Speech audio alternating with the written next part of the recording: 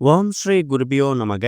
ஓம் ஸ்ரீ மகாபெரியவா சரணம். நவம்பர் 21ஆம் தேதி வெள்ளிக்கிழமை இன்றைய தினம் 3ஆம் பிறை சந்திர தரிசனம். பச்சரிசி, கிராம்பு அப்புறம் சில்லறை நாணயம் வைத்து இந்த ஒரு பரிகாரத்தை நீங்க செய்யறதால எக்கச்சக்கமான அதிரடி மாற்றங்கள் உங்க வாழ்க்கையில ஏற்படும். அது என்ன பரிகாரம்னு பார்க்கறதுக்கு முன்னாடி நம்மளோட வீடியோஸை இப்போதான் நீங்க ஃபர்ஸ்ட் டைம் பார்க்குறீங்கன்னா மறக்காம சப்ஸ்கிரைப் பண்ணிக்கோங்க.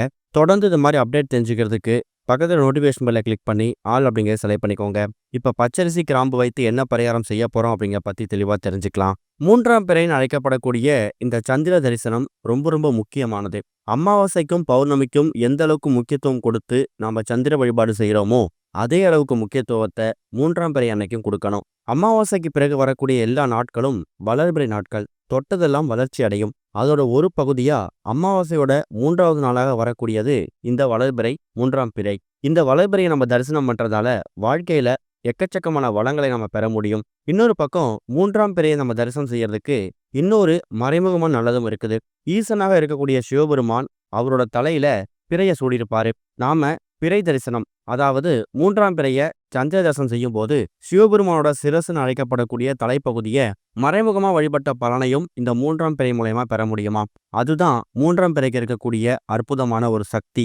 எப்படி பார்த்தாலும் மாலை ஒரு 6-7 மணிக்கெல்லாமே பிறை நிலவு தெரிய ஆரம்பிச்சிடும். அந்த நேரத்துல உங்க வீட்டோட பூஜையில விளக்கேற்றி வச்சுட்டு வெள்ளிக்கிழமைக்கான எல்லா வழிபாட்டையும் முடிச்சிடுங்க. எப்படி பார்த்தாலும் வெள்ளிக்கிழமைக்கு சாம்பிராணி தூபம் போடுறது, ஆராதனை பண்றது இது எல்லாத்தையும் பண்ணுவீங்க. அதெல்லாம் முடிச்சுட்டு உங்களோட ஓய்வு நேரத்துல ஒரு 5 நிமிஷம் செலவு பண்ணி இப்ப நம்ம சொல்லக்கூடிய இந்த பரிகாரத்தை செஞ்சாலே போதும். இதுக்கு உங்களுக்கு தேவையான பொருட்கள் மொத்தமாவே 3 பொருட்கள் தான். அதுல முதல் முக்கியமான பொருள் பச்சரிசி, அடுத்ததா 2 எண்ணிக்கையில கிராம்பு, அடுத்ததா ஒரே ஒரு சில்லறை நாணயம். பச்சரிசி எதுக்காக எடுத்துக்கிறோம் அப்படிங்கிறது நம்மளோட பதிவுகளை தொடர்ச்சியா பார்க்குறவங்களுக்கு தெரியும். சந்திரன், பிறை வழிபாடு, அமாவாசை, பௌர்ணமி இது மாதிரி எந்த விதமான சந்திரனுக்கு சம்பந்தமான வழிபாடு பண்றதா இருந்தாலும் நம்ம பச்சரிசி எடுத்துக்கணும். ஏன்னா சந்திர பகவானுக்கு உரிய தானியம் நெல்லிலிருந்து கிடைக்கக்கூடிய இந்த பச்சரிசி. கிராம்பு அப்படிங்கிறது வாசனை பொருள். மகாலட்சுமி தாயார் வாசம் பொருந்திய அற்புதமான ஒரு பொருள். அதை விட முக்கியமானது இன்றைக்கு வெள்ளிக்கிழமை. வெள்ளிக்கிழமை அப்படின்னாலே மகாலட்சுமி தாயார் வழிபாட்டுக்கு முக்கியத்துவம் கொடுக்கக்கூடிய ஒரு நாள் அப்படிங்கிறதால 2 எண்ணிக்கையில கிராம்பு எடுத்துருக்கிறீங்க. அடுத்ததா சுக்கிர பகவான் வெண்மையா இருக்கக்கூடிய எல்லா இடத்துலையும் ஆதிக்கம் செலுத்துவாரு. அதுல குறிப்பா இந்த நாணயம் இருக்குல்ல, சில்லறை நாணயம், இதுல சுக்கிர திசை அதிகமா இருக்குதாம். அதனாலதான் ஒரே ஒரு சில்லறை நாணயம், அது எவ்வளவு ரூபாய் இருந்தாலும் பரவாயில்ல, ₹1 சில்லறை நாணயமா இருந்தா இன்னும் விசேஷம். இந்த 3 பொருட்களையும் உங்க வீட்டோட பூஜை அறையில சின்னதா ஒரு பவுல்லையோ இல்ல ஒரு கிண்ணத்துலயோ கொட்டி வச்சுட்டு, அதாவது முதல்ல பச்சரிசியை கொட்டி வைக்கணும்.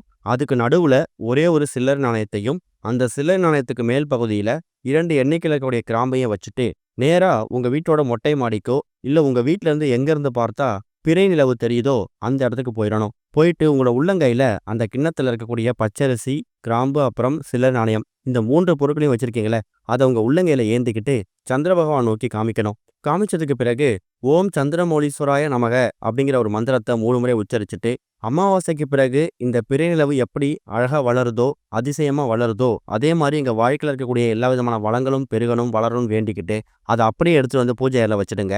பூஜையெல்லாம் முடிச்சுட்டு இரவு தூங்க போறதுக்கு முன்னாடி அந்த ஒட்டுமொத்த பொருளையும் சின்னதா ஒரு பேப்பர்ல இல்ல ஒரு ஜிப்லாக் கவர்ல போட்டு உங்க வீட்டோட பூஜை அறையில பத்திரப்படுத்தி வச்சுக்கலாம். 2-3 மாதத்துக்கு ஒரு முறை மட்டும் ஏதாவது பிறைநிலவு தெரியக்கூடிய 3ஆம் பிறை அன்னைக்கு பழைய பொருட்களை தண்ணியில விட்டுட்டு மறுபடியும் இதே மாதிரி தயார் செஞ்சு வச்சுக்கோங்க. அதோட ஆரம்ப புள்ளியா நவம்பர் 21ஆம் தேதி இன்றைக்கு வந்திருக்கக்கூடிய 3ஆம் பிறை அன்னைக்கு பண்ணுங்க. நல்ல முன்னேற்றம் கிடைக்கும். ஓம் ஸ்ரீ குருபியோ நமக. ஓம் ஸ்ரீ மகாபெரியவா சரணம்.